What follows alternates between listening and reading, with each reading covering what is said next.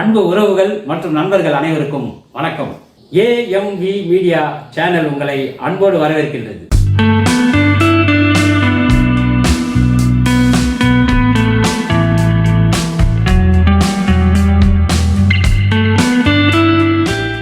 மறக்காம AMV media subscribe பண்ணுங்க, like பண்ணுங்க, ஷேர் பண்ணுங்க, உங்க கருத்துக்களை கமெண்ட்ல சொல்லுங்க. வாங்க இன்னைக்கு நம்ம வீடியோக்கு போகலாம். இன்னைக்கு என்ன பார்க்க போறோம்? வணக்கம் நண்பர்களே. இன்று நாம் காணவிருப்பது ஒரு ஜீவ சமாதி. வண்ணாரப்பேட்டையில் பழம்பெரும் ஜீவ சமாதியான ஸ்ரீமத் தட்சிணாமூர்த்தி சுவாமிகளுடைய ஜீவ சமாதியை தான் இந்த நம்ம காணொலியில் பார்க்க போகிறோம். இந்த ஜீவ சமாதிக்கு எப்படி வரணும்னு பார்த்தீங்கன்னா, வடசென்னை பகுதியில் வள்ளலார் நகர் பேருந்து நிலையம் இருக்கும்.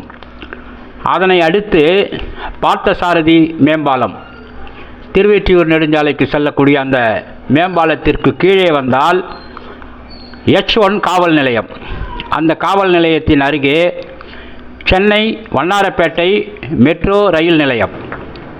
இந்த ரயில் நிலையத்திலிருந்து சுமார் 200 மீட்டர் தொலைவில் இந்த ஜீவசமாதி அமைந்துள்ளது. 19ஆம் நூற்றாண்டில் பிறந்த ஸ்ரீமத் தட்சிணாமூர்த்தி சுவாமிகள் திருச்சி அருகே உள்ள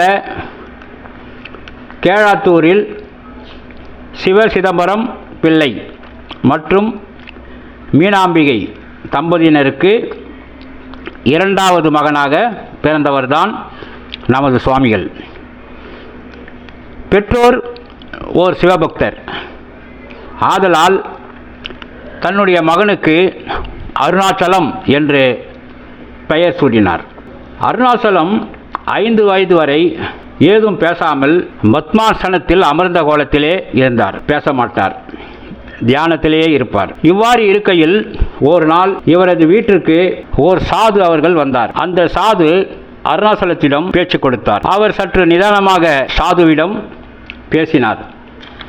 அவர் பேசிய பேச்சுக்களை எல்லாம் சாது உன்னிப்பாக கவனித்து அவரை பிரமிக்க வைத்தது. அவர் தந்தையிடம், இவர் ஒரு சாதாரண குழந்தை அல்ல, தெய்வீக குழந்தை, இவர் ஸ்ரீ சிவபெருமானுடைய அவதாரம் என்று கூறினார். தந்தை சிவசிதம்பரம் ஆன்மீக யாத்திரைகள் செல்லும் பொழுதெல்லாம் தன்னுடைய மகனை அருணாச்சலத்தை உடன் அழைத்து செல்வார். அவர் செல்லும் இடங்களிலெல்லாம் அவர் பல அற்புதங்களையும் சித்திகளையும் செய்து அனைவரையும் வியப்பில் ஆழ்த்தினார். சில ஆண்டுகள் கழித்து திருவெற்றியூர் பட்டினத்தார் சமாதி அருகே சில காலம் தங்கி தியானத்திலே அமர்ந்தார். பிறகு திருவாரூர் அருகே உள்ள வால்மீகிபுரத்திலே சோமநாத சுவாமிகள் கோவிலில் ஓடம்போக்கி ஆற்றங்கரையிலே உள்ள மரத்தின் நிழலிலே அமர்ந்து தியானம் செய்தார். இவ்வாறு அவர் தியானங்கள் எல்லாம் செய்து வந்ததாக கூறப்படுகின்றது. அவருக்கு பசி எடுக்கும் போதெல்லாம் அங்கே வருபவர்களிடம் யாகசம் பெற்று அதிலே கிடைக்கக்கூடிய பொருள்களை சாப்பிட்டு வந்ததாக கூறப்படுகின்றது. ஒரு முறை ஆந்திரா மாநிலத்தில் உள்ள சித்தூர் மாவட்டத்தை சேர்ந்த சோமநாத முதலியார் என்பவருக்கு தீராத வயிற்று வலி அவதிப்பட்டு கொண்டிருந்தார். பல மருந்துகளை அவர் உட்கொண்டும் வயிற்று வலி குணமாகவில்லை. அவ்வாறு இருக்கையில் முதலியாரிடம், சிதம்பரம் சென்றுங்கள், உங்களுக்கு வயிற்று வலி குணமாகும் என்று யாரோ ஒருவர் கூறியதை அடுத்து அவர் நேராக சிதம்பரம் வந்தார். சிதம்பரம் வந்து நடராஜ பெருமானை வேண்டி மனமுருகி தன்னுடைய வயிற்று வலியை போக்க என்ன தீர்வு என்று அவர் மனமுருகி வேண்டினார். 3 நாட்கள் ஆகியும் எந்தவித பயனும் இல்லாமல் வயிற்று வலியில் தொடர்ந்து அவதிப்பட்டு கொண்டிருந்த முதலியார், எவ்வளவு வேண்டியும் நமக்கு இந்த தீராத வலி போகவில்லையே என்று நாளை நாம் உயிரை மாய்த்து கொள்ள வேண்டும் என்ற முடிவெடுத்து அன்று இரவு படுத்திருந்த போது சிவபெருமான் அவருடைய கனவிலே தோன்றி திருவாரூர் சென்று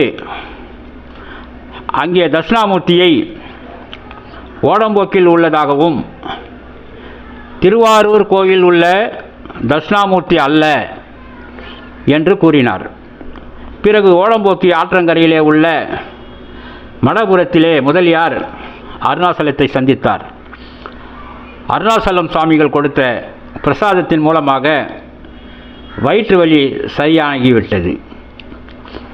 சிதம்பரம் நடராஜ பெருமான் அருணாசலத்தை தட்சிணாமூர்த்தி என்று அடையாளம் கண்டு கொண்டதால் சுவாமிகள் சமாதி அடையும் வரை அவரை தட்சிணாமூர்த்தி சுவாமிகள் என்ற பெயரிலே அழைக்கப்பட்டதாக வரலாறு கூறுகின்றன.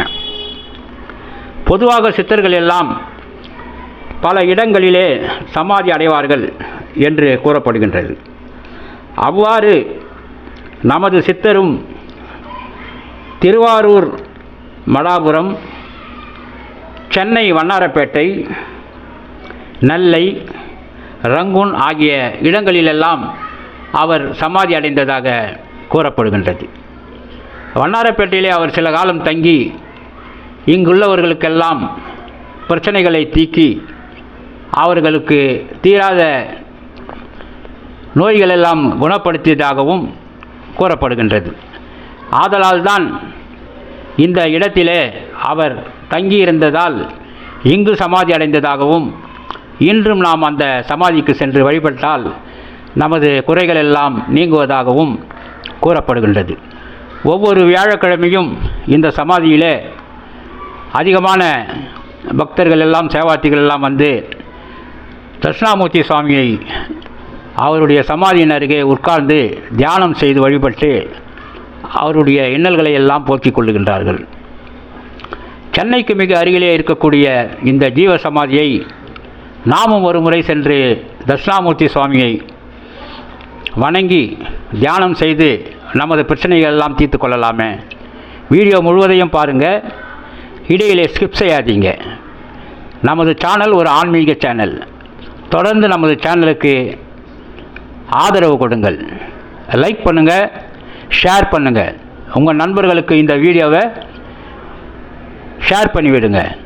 இதில் ஏதாவது குற்றங்கள் இருந்தால் கமெண்ட்டில் நீங்கள் சொல்லுங்கள், நாங்கள் திருத்திக் கொள்வதற்கு வாய்ப்பாக இருக்கும். நன்றி, வணக்கம்.